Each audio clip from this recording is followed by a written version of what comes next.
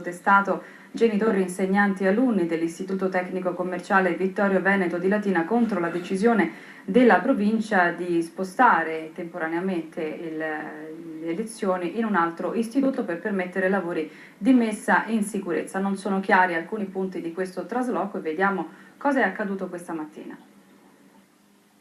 Si sono ritrovati davanti all'Istituto Tecnico Vittorio Veneto di Latina genitori, insegnanti e studenti e nel giorno in cui doveva iniziare il trasloco nell'Istituto Sani Salvemini, come deciso dall'amministrazione provinciale per consentire i lavori di messa in sicurezza dell'ala est del pian terreno, hanno protestato impedendo che venissero caricati banchi e sedie. Da sempre contrari al trasferimento hanno continuato a ribadire i loro dubbi e le loro ragioni. E abbiamo continuato ad insistere sul fatto che in effetti si poteva continuare a stare all'interno dell'istituto. C'è un'ala che è in sicurezza, l'ala questa di qua, l'ala est è quella che dovrebbe avere i lavori, quindi noi abbiamo continuato ad insistere che in effetti bastava delimitare l'area e quindi voglio dire loro avrebbero potuto comunque operare, lavorare e noi ci saremmo spostati nell'ala invece in sicurezza. In questo modo si sarebbero risparmiati tantissimi soldi. Il trasferimento è stato questo, prendere le cose, accatastarle, quindi computer, banchi e sedie,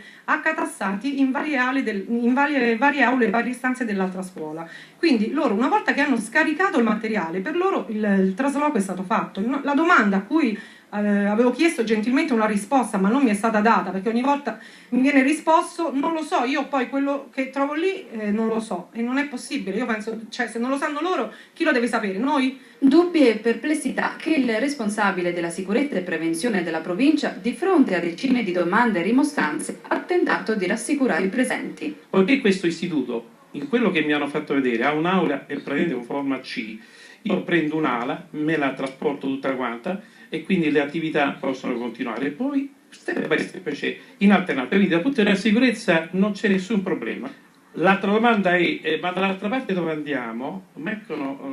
Diciamo le installazioni, non conosco questo problema perché io sono della sicurezza. Paura di dover abbandonare la scuola senza avere certezze su quando poter ritornare, paura di vedere compromessa l'attività didattica e il lavoro degli insegnanti, ma anche il perdere un pezzo di storia. Questa scuola ancora oggi ha alunni che si sono diplomati nel 1943 e che vengono ai raduni che noi non potremo più fare perché oltretutto non avremo l'archivio per controllare. Qui vengono alunni da Bergamo, da Brescia, da Siena, che non erano mai tornati a Latina, ritornano proprio per il raduno e per ritornare al Vittorio Veneto. E mi dicono tutti, professoressa, che bello, per fortuna che siamo venuti perché abbiamo rivisto la nostra scuola. E dalla segreteria del Vittorio Veneto rendono noto che è stato sospeso il trasloco, il preside ha chiesto alla provincia il cronoprogramma degli interventi, quindi si preannunciano settimane veramente calde anche per questa vicenda. Ora le altre notizie che arrivano